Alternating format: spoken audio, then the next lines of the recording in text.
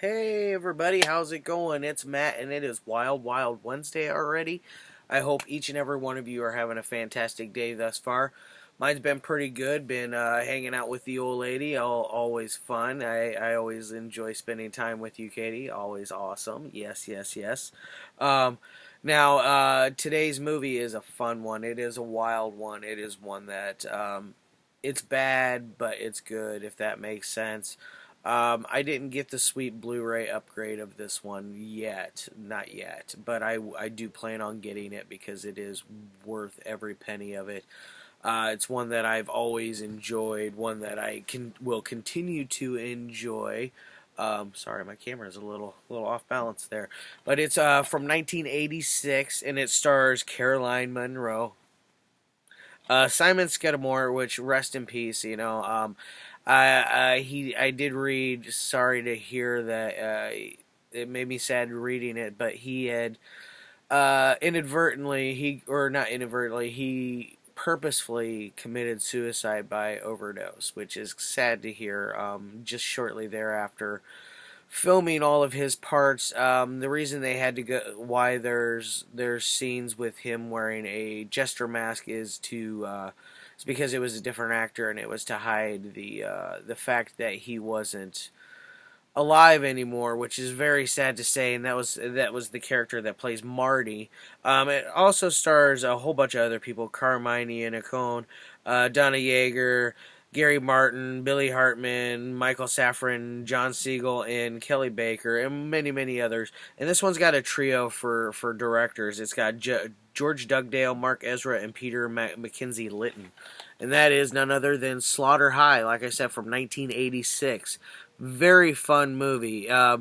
It's time for your final lesson. Yes, great tagline right here.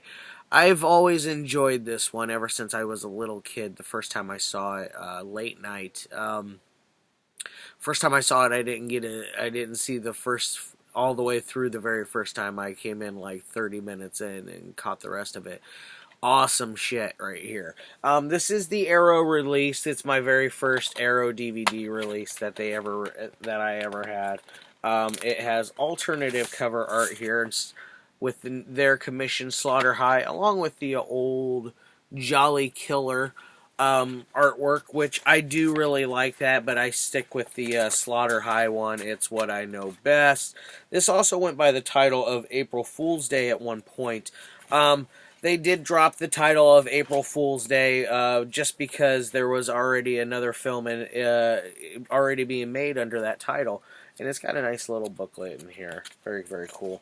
And like Arrow, they always have a little thingy there, which it's... Oh, there we go. Yes, Slaughter High. What is this one about? It's basically... it's your standard stock and slash, but it has a nice high body count. This kid named Marty, who is kind of a dweeby kid, nerdy kid. He's constantly being picked on by the popular kids. Which, by the way, before I get into the story too far, I did see that this all was filmed in London, England, and like 90% of the cast is from England playing American characters. So they all did top-notch jobs, not having their accents roll through on this one. So back to the story. Marty is a dweeby kid that gets picked on by all the popular kids. The popular kids set him up for this prank right away out of the gates, where they have him, because he has the hots for Caroline Munro, which I don't blame him. She's very, very attractive. Funny side note, she was 36 years old playing a teenager. Come on, y'all. Like, I knew she was in her 30s, but I didn't realize that far into her 30s. But that just cracks me up thinking that. And most of the cast in here are way older than teenagers, and they're portraying as teenagers. But so they do this horrible prank on him where they lure him in with Caroline Munro into the women's locker room, which, by the way, I found it kind of creepy. There's in the door there is one window glass pane that that you can see completely through. The rest of it you can't. Which I'm like, why would you have any kind of see-through on that? Because it is a locker room and there are showers right there. A little bit of weirdness going on with that. But so they lure him in there. They proceed to make him get in the shower. Well, she does, and he thinks he's going to score. Fast forward just a pinch later, they're all in there and they're pulling a prank on him. They rip open the shower curtain. He's in there butt naked. You see full frontal Marty. They proceed to then grab a hold of him and give him the worst swirly I've ever seen in my life, where he, like, you see angles of Marty that I didn't really want to see. Like, I'm pretty sure if you slowed it down and looked at it frame by frame, you could probably see his butthole or his taint or something like that. It was a little awkward, I guess. And then so you fast forward a little further off of that, they give him this joint. It's garbage. He hacks on it. He's in the middle of doing an experiment, and then somehow, by accident, he knocks a thing of acid onto his face. And so his whole side of his face is completely, like, melted, and a fire starts. It's just bad stuff. And then, okay, so fast forward, 10 years later, or something like that. I don't remember exactly. 8 years later, I think. But you fast forward it. It's a reunion for that group of popular kids. They show up at the school. This shows how gullible and stupid they were. The school was shut down and condemned. They still break in and go in. Okay, whatever, you go in, and lo and behold, there's all types of stuff set up for a party in there. None of them know who did it, but they still proceed to eat and drink all of this food and beverage that is there, which is just kills me, because you don't know what's inside of it.